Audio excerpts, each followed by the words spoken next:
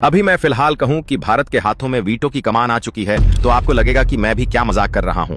मैं आप लोगों से यह मजाक नहीं कह रहा हूं, बल्कि अब सचमुच यूनाइटेड नेशन के पावरफुल मंच पर भारत दुनिया के सामने वीटो पावर की कमान पकड़ने को तैयार है, जिसके बाद भारत छठवां ऐसा देश बनेगा जो कि यूनाइटेड नेशन का परमानेंट मेंबर होगा और वीटो पावर होगी। यानी भारत के पास वह ताकत आ रही है जिससे भारत अपने खिलाफ हो रहे सभी फैसलों को न सिर्फ बदल सकता है बल्कि उन सभी नए फैसलों को रोकने की ताकत रखता है जो कि भारत के खिलाफ हों। और फिलहाल में सबसे कमाल की बात तो यह देखने को मिली है कि चीन भारत के हाथों में वीटो की कमान थमा चुका है।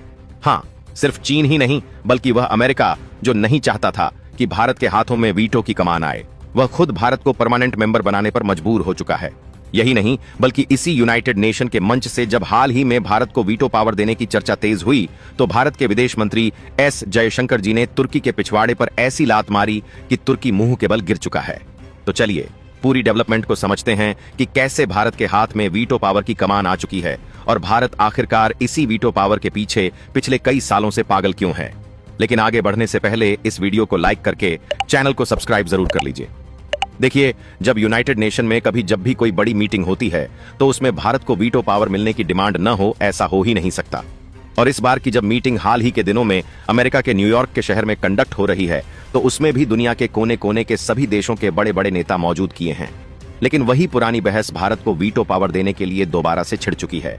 लेकिन इस बार 146 देशों द्वारा भारत को समर्थन मिलना माहौल ही कुछ इस तरीके से बन चुका है कि अब भारत के हाथों में वीटो कमान आने से कोई रोक ही नहीं सकता। लेकिन सबसे पहले आप यह समझिए कि यूनाइटेड नेशन में आखिरकार वीटो पावर है क्या जिसके लिए भारत पगलाया हुआ है। तो देखिए, संयुक्त राष्ट्र यानी यूएन के अंदर सबसे ताकतवर संस्था है यूएन सुरक्षा परिषद यानी यूएन सिक्योरिटी काउंसिल। इस परिषद में कुल 15 देश सदस्य होते हैं, जिसमें 5 परमानेंट मेंबर्स जिन्हें P5 कहते हैं और 10 नॉन परमानेंट मेंबर्स जो सिर्फ 2 साल के लिए चुने जाते हैं।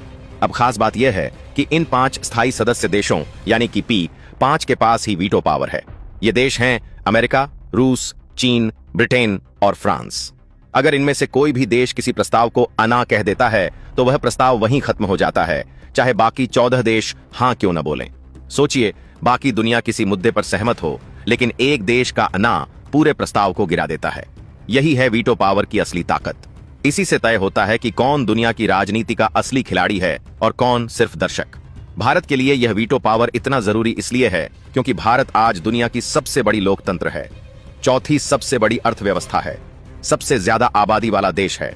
लेकिन फिर भी हमारे पास वह ताकत नहीं है जो हमें चीन, अमेरिका या रूस के बराबर खड़ा कर सके। दूसरी बड़ी वजह सुरक्षा है। आज चीन हमेशा पाकिस्तान का पक्ष लेता है और भारत के खिलाफ अंतरराष्ट्रीय मंचों पर चैलेंज चलता है।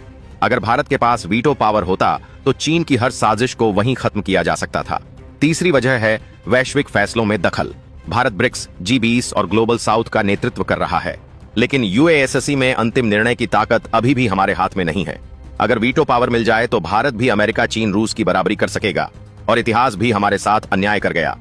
1945 में जब UN बना तब भारत ब्रिटिश कॉलोनी था, इसलिए हमें वीटो पावर नहीं मिला।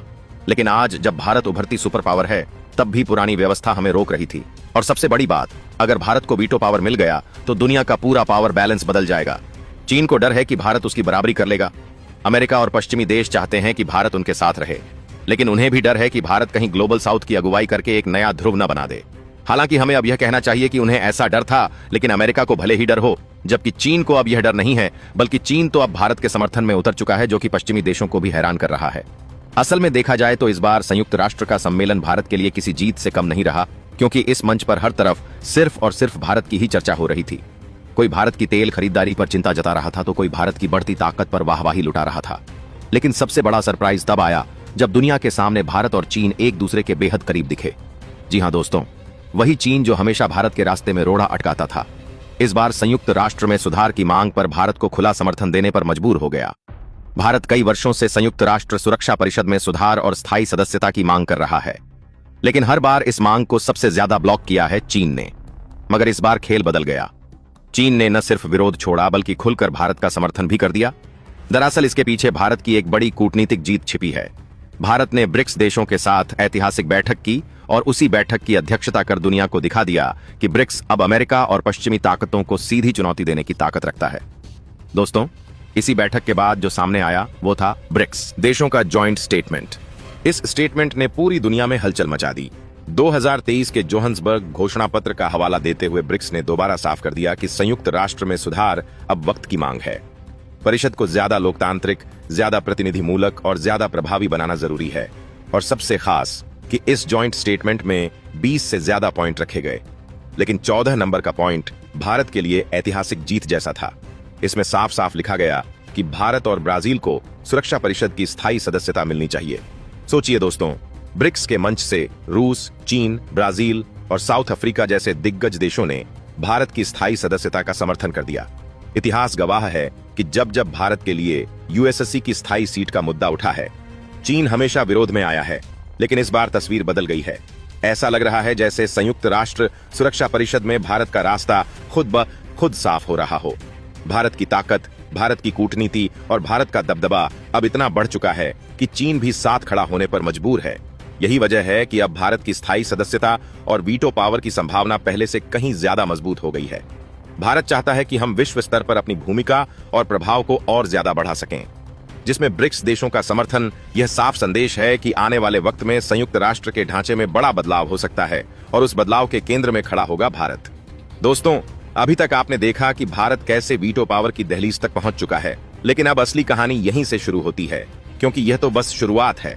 असली रोमांच तब आता है जब दुनिया के बड़े बड़े खिलाड़ी भारत के खिलाफ गुप्त चालें चलने लगते हैं और मंच के पीछे ऐसी डीलबाजियां होती हैं जिनकी भनक आम लोगों को कभी नहीं लगती। सोचिए जरा, वही अमेरिका जिसने कभी खुलकर कहा था कि भारत को वीटो पावर देना ग्लोबल पावर बैलेंस के लिए खतरनाक होगा, वही अमेरिका अब भारत को समर्थन देने के लिए मजबूर क्यों हो गया? दरअसल इसके पीछे छुपा है भारत का वह मास्टर स्ट्रोक जिसने व्हाइट हाउस की नींद उड़ा दी। यह मास्टर स्ट्रोक था भारत का रूस और खाड़ी देशों के साथ गुप्त ऊर्जा समझौता। इस समझौते में भारत ने साफ कर दिया कि अगर उसे वीटो पावर नहीं मिला तो वह अपनी ऊर्जा और व्यापारिक साझेदारी पूरी तरह एशिया और ग्लोबल साउथ की तरफ मोड़ देगा और यह झटका अमेरिका की अर्थव्यवस्था को बर्बाद कर सकता था। यही वजह है कि अमेरिका को झुकना पड़ा। लेकिन दोस्तों, असली सस्पेंस तो तब सामने आया जब चीन ने भी अचानक भारत का समर्थन कर दिया। सोचने वाली बात यह है कि वही चीन जो दशकों से पाकिस्तान के लिए भारत को ब्लॉक करता रहा, आखिर क्यों वह भारत को आगे बढ़ाने लगा? दरअसल चीन की चाल यह है कि अगर भारत वीटो पावर लेगा तो वह पश्चिमी देशों के खिलाफ चीन का अप्रत्यक्ष सहयोगी बन सकता है। लेकिन भारत की असली ताकत यह है कि वह किसी का कठपुतली नहीं बनेगा। यही डर चीन के चेहरे पर साफ दिखता है और यही वह पल था जब संयुक्त राष्ट्र की पूरी बिल्डिंग के गलियारों में एक ही चर्चा थी कि भारत अगर वीटो पावर ले लेता है तो दुनिया का असली सुपर पावर कौन होगा। अब जरा सोचिए उस मीटिंग का नजारा जब तुर्की ने अचानक खड़े होकर भारत को वीटो पावर देने का विरोध किया। तुर्की के प्रतिनिधि ने कहा कि भारत को वीटो पावर देने से एशिया में ताकत का संतुलन बिगड़ जाएगा और मुस्लिम देशों की आवाज दब जाएगी। लेकिन तभी भारतीय विदेश मंत्री एस जयशंकर मुस्कुराते हुए उठे और सिर्फ एक लाइन में पूरा खेल पलट दिया। उन्होंने कहा कि आवाज दबाने की बात मत कीजिए। आवाज दबाने का काम हमेशा आतंकवाद को पनाह देने वाले देशों ने किया है और भारत ने हमेशा दुनिया को आवाज दी है। इतना कहना था कि पूरा हॉल तालियों से गूंज उठा और तुर्की चुपचाप बैठ गया। उस वक्त कैमरों ने पाकिस्तानी डेलीगेशन का चेहरा भी कैद किया, जिसमें घबराहट साफ दिख रही थी, क्योंकि पाकिस्तान को एहसास हो चुका था कि अगर भारत को वीटो पावर मिल गया तो उसके सारे खेल खत्म हो जाएंगे। दोस्तों, सस्पेंस का दूसरा पहलू यह है कि भारत को वीटो पावर मिलने के बाद कौन कौन से फैसले सबसे पहले बदलेंगे। सूत्रों की माने तो भारत की पहली प्राथमिकता होगी आतंकवाद के खिलाफ स्थायी प्रस्ताव लाना, जिसमें किसी भी देश को आतंकवाद को फंडिंग या पनाह देने पर सीधे ग्लोबल सैंक्शन झेलना पड़ेगा। यानी अब पाकिस्तान का खेल पूरी तरह खत्म। दूसरी प्राथमिकता होगी ऊर्जा सुरक्षा। भारत चाहेगा कि तेल और गैस का व्यापार पश्चिमी देशों की शर्तों पर नहीं बल्कि ग्लोबल साउथ की जरूरतों के हिसाब से हो। तीसरी प्राथमिकता होगी अफ्रीका और लैटिन अमेरिका को ज्यादा प्रतिनिधित्व दिलाना, क्योंकि भारत जानता है कि यही वे क्षेत्र हैं जहां से उसकी असली ताकत बनेगी। अब दोस्तों, आपको यह जानकर हैरानी होगी कि जब इस पूरे मुद्दे पर गुप्त मतदान हुआ तो कई देश जो बाहर से चुप थे अंदर से भारत के समर्थन में खड़े हो गए। इनमें से कुछ नाम ऐसे हैं जिन्हें सुनकर आप भी चौंक जाएंगे, क्योंकि यही वे देश हैं जो कभी भारत के खिलाफ खड़े रहे थे। लेकिन अब भारत की ताकत, भारत की अर्थव्यवस्था और भारत की कूटनीति ने सबको मजबूर कर दिया। यह नजारा कुछ ऐसा था मानो पूरी दुनिया धीरे धीरे स्वीकार कर रही हो कि अब समय बदल चुका है और भारत को रोका नहीं जा सकता। लेकिन दोस्तों, कहानी यहीं खत्म नहीं होती। असली सस्पेंस यह है कि इस फैसले की घोषणा कब और कैसे होगी। सूत्र बता रहे हैं कि संयुक्त राष्ट्र के अंदर एक विशेष अधिवेशन बुलाया जाएगा जिसमें भारत को औपचारिक रूप से परमानेंट मेंबर घोषित किया जाएगा। लेकिन उससे पहले पीछे पीछे लॉबिंग इतनी तेज है कि कई देश आखिरी पल तक सौदेबाजी कर रहे हैं। कुछ देश भारत से व्यापारिक रियायतें मांग रहे हैं, कुछ रक्षा समझौते, और कुछ देश सिर्फ इस डर में हैं कि भारत वीटो पावर का इस्तेमाल उनके खिलाफ न कर दे। लेकिन भारत की नीति साफ है कि वह किसी के दबाव में नहीं आएगा। सोचिए दोस्तों, जब वह ऐतिहासिक दिन आएगा और न्यूयॉर्क के हॉल में आधिकारिक तौर पर यह घोषणा होगी कि भारत अब वीटो पावर वाला छठा देश है, उस पल की गूंज सिर्फ न्यूयॉर्क तक सीमित नहीं रहेगी, बल्कि दिल्ली से लेकर टोक्यो, मॉस्को से लेकर अफ्रीका के छोटे छोटे देशों तक पहुंचेगी। और वह नजारा ऐसा होगा जिसे हर भारतीय गर्व से याद रखेगा। लेकिन साथ ही साथ दुनिया के बड़े बड़े देश यह सोचने पर मजबूर होंगे कि अब उनकी मनमानी का दौर खत्म और संतुलित विश्व व्यवस्था का दौर शुरू। और दोस्तों, सबसे बड़ा सवाल यही है कि क्या भारत इस नई ताकत से दुनिया को नया रास्ता देगा या फिर वही पुरानी राजनीति दोहराएगा। सस्पेंस यही है कि आने वाले वक्त में भारत कौन सा कार्ड खेलेगा। क्या वह अमेरिका और चीन को एक साथ चलवाती देगा? क्या वह रूस के साथ मिलकर नई धुरी बनाएगा या फिर ग्लोबल साउथ को साथ लेकर पूरी तरह नई विश्व व्यवस्था खड़ी करेगा? इन सवालों का जवाब आने वाले महीनों में मिलेगा। लेकिन इतना तय है कि अब खेल बदल चुका है और उस खेल के असली खिलाड़ी का नाम है भारत। दोस्तों, आज संयुक्त राष्ट्र के उस ऐतिहासिक अधिवेशन का वक्त आ चुका है जिसकी गूंज से पूरी दुनिया की राजनीति हिल गई है और जिसके चलते भारत के हाथों में वह ताकत आने वाली है जो अब तक सिर्फ अमेरिका, रूस, चीन, फ्रांस और ब्रिटेन के पास थी, यानी वीटो पावर की कमान। और जैसे ही इस मुद्दे पर चर्चा शुरू हुई तो पूरा हॉल तनाव और रहस्य से भर गया, क्योंकि हर देश की निगाहें इस बात पर टिकी थीं कि आखिरकार भारत को स्थायी सदस्यता और वीटो का अधिकार मिलेगा या फिर कोई देश इस राह में अड़ंगा डालेगा।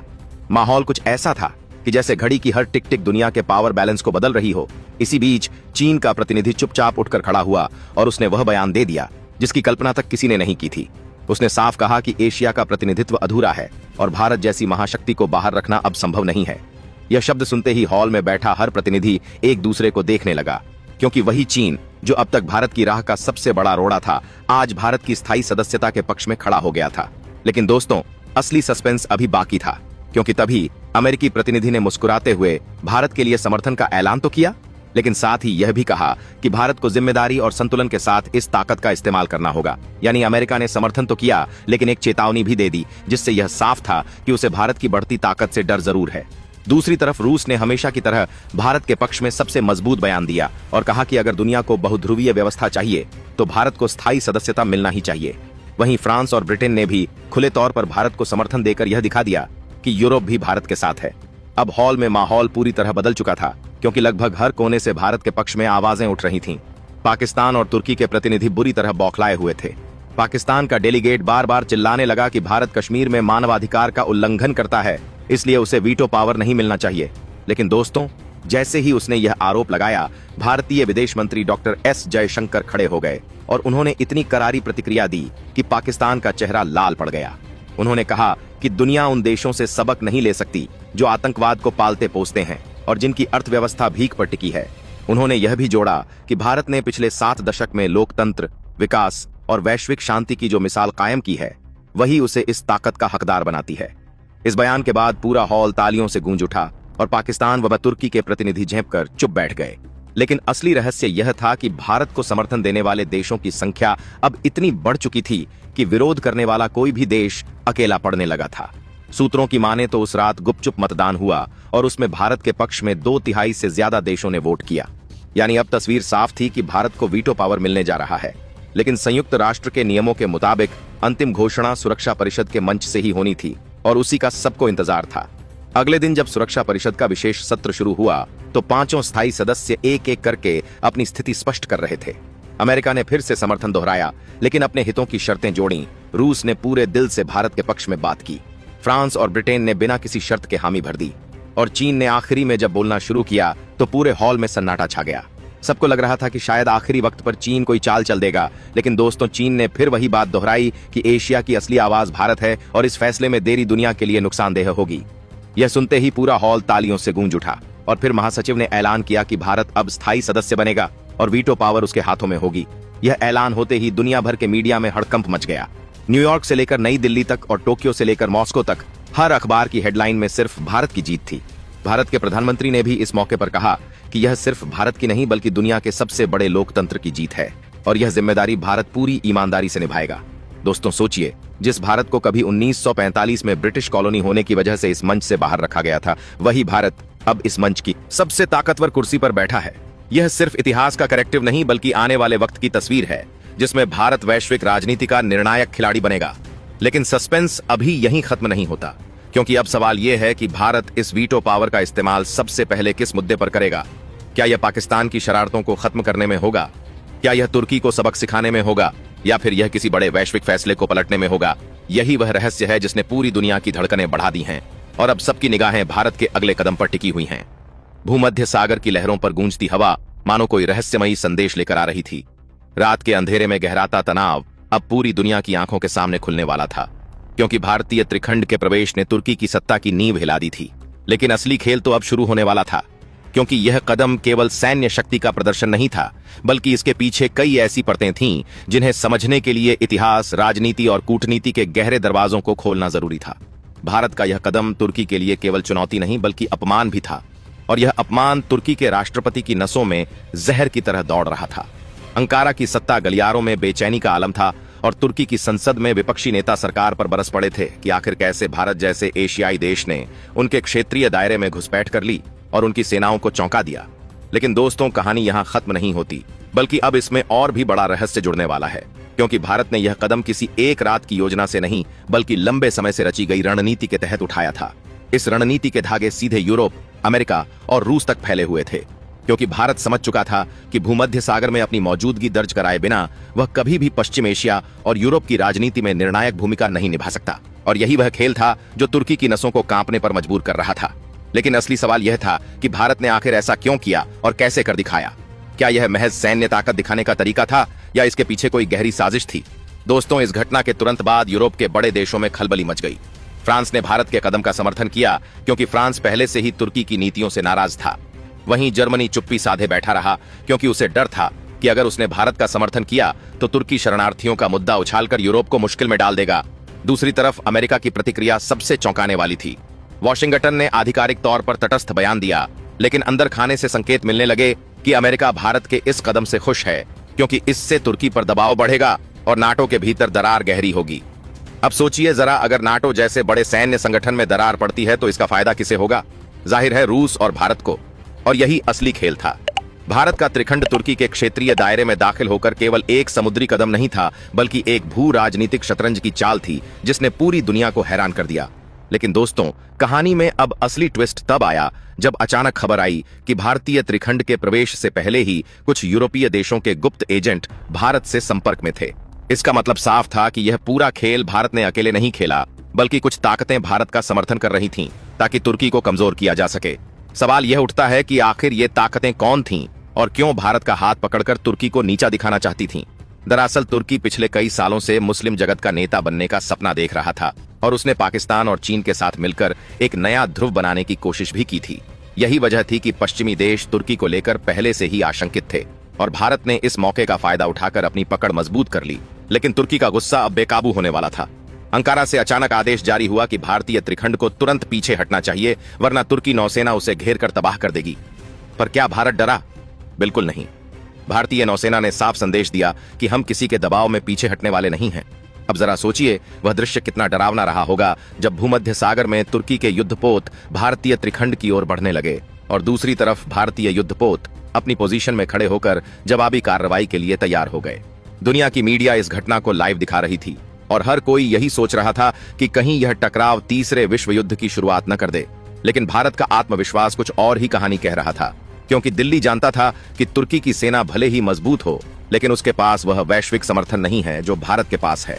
भारत का यह कदम केवल तुर्की को जवाब देने के लिए नहीं था, बल्कि दुनिया को यह बताने के लिए था कि अब भारत केवल दक्षिण एशिया तक सीमित नहीं रहेगा, बल्कि भूमध्य सागर से लेकर अटलांटिक तक अपना दमखम दिखाएगा।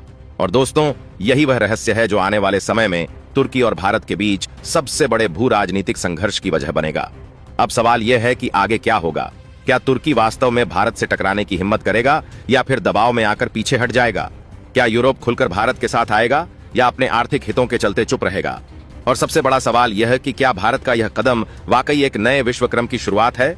इन सब सवालों के जवाब आने वाले दिनों में मिलेंगे, लेकिन इतना तय है कि भारतीय त्रिखंड का यह प्रवेश इतिहास के पन्नों में एक ऐसा अध्याय बन चुका है जिसे आने वाली पीढ़ियां पढ़कर हैरान रह जाएंगी, क्योंकि इसमें सिर्फ सैन्य ताकत नहीं बल्कि राजनीतिक चतुराई, कूटनीतिक चाल और रणनीतिक रहस्य का ऐसा मेल था जिसने पूरे खेल को बदल कर रख दिया। भूमध्य सागर की ठंडी हवाओं में उस रात एक अजीब सा तनाव घुल चुका था, जैसे समुद्र खुद आने वाले तूफान की आहट को सुनकर कांप रहा हो। भारतीय त्रिखंड का तुर्की के समुद्री दायरे में प्रवेश कोई साधारण घटना नहीं थी, बल्कि यह उस भू राजनीतिक खेल की बिसात थी जिसमें हर मोहरे की चाल दुनिया के भविष्य को बदल सकती थी। अंकारा की सत्ता में जैसे भूकंप आ गया था। तुर्की के राष्ट्रपति ने जब यह खबर सुनी तो उनकी आंखों में गुस्से की ज्वाला भड़क उठी। उन्होंने तुरंत आपात बैठक बुलाई और नौसेना प्रमुख से पूछा कि कैसे भारत जैसे एशियाई देश ने उनके क्षेत्रीय जल में प्रवेश कर लिया और तुर्की नौसेना सोती रही। नौसेना प्रमुख के पास कोई ठोस जवाब नहीं था, क्योंकि भारत ने यह कदम इतनी गोपनीयता और तेजी से उठाया था कि तुर्की के सारे रडार और निगरानी तंत्र ध्वस्त हो गए थे। लेकिन दोस्तों, असली खेल तो अब शुरू हो रहा था, क्योंकि भारत का यह कदम केवल समुद्र में अपनी मौजूदगी दर्ज कराना नहीं था, बल्कि यह तुर्की के लिए एक सीधा संदेश था कि अब भारत की शक्ति केवल हिंद महासागर तक सीमित नहीं रही, बल्कि वह भूमध्य सागर में भी अपनी दहाड़ गूंजा सकता है। अब सोचिए जरा, यूरोप के गलियारों में यह खबर जैसे ही पहुंची तो वहां के नेताओं की नींद उड़ गई। फ्रांस तुरंत भारत के साथ खड़ा हो गया, क्योंकि फ्रांस और तुर्की के बीच लंबे समय से टकराव चल रहा था। वहीं ग्रीस ने तो तालियां बजाकर भारत की तारीफ की, क्योंकि ग्रीस और तुर्की का झगड़ा सदियों पुराना है। लेकिन जर्मनी और इटली ने खामोशी अख्तियार कर ली, क्योंकि वे नहीं चाहते थे कि तुर्की उनके खिलाफ और ज्यादा आक्रामक हो जाए। दूसरी तरफ अमेरिका का रुख सबसे पेचीदा था। उसने बाहर से तटस्थ बयान दिया, लेकिन अंदर खाने से संकेत मिलने लगे कि वॉशिंगटन भारत के इस कदम से खुश है, क्योंकि इससे नाटो में दरार गहरी होगी और तुर्की अकेला पड़ जाएगा। पर दोस्तों, कहानी यहीं खत्म नहीं होती। असली रहस्य तो अब सामने आया जब अचानक खुफिया एजेंसियों की रिपोर्ट लीक हुई, जिसमें दावा किया गया कि भारत ने यह कदम फ्रांस और ग्रीस की गुप्त मदद से उठाया। यानी यह केवल भारत की सैन्य ताकत का प्रदर्शन नहीं था, बल्कि पश्चिमी देशों की छुपी हुई योजना भी थी तुर्की को कमजोर करने की। अब सोचिए जरा, अगर यह सच है तो इसका मतलब साफ है कि भारत अब केवल दक्षिण एशिया का खिलाड़ी नहीं रहा, बल्कि यूरोप और भूमध्य सागर की राजनीति में भी उसकी सीधी हिस्सेदारी हो चुकी है। अंकारा में इस खबर ने आग में घी डालने का काम किया। तुर्की की संसद में विपक्ष सरकार पर बरस पड़ा कि क्यों उन्होंने भारत को इतना हल्का समझा, क्यों उन्होंने भारत के बढ़ते कद को नजरअंदाज किया। राष्ट्रपति की आंखों में गुस्सा साफ दिख रहा था और उन्होंने साफ आदेश दिया कि भारतीय त्रिखंड को हर हाल में घेर कर तबाह किया जाए। दोस्तों, अब सोचिए वो दृश्य कितना खौफनाक रहा होगा जब भूमध्य सागर में तुर्की के युद्धपोत भारतीय जहाजों की ओर बढ़ने लगे। पूरी दुनिया की मीडिया इस टकराव को लाइव दिखा रही थी।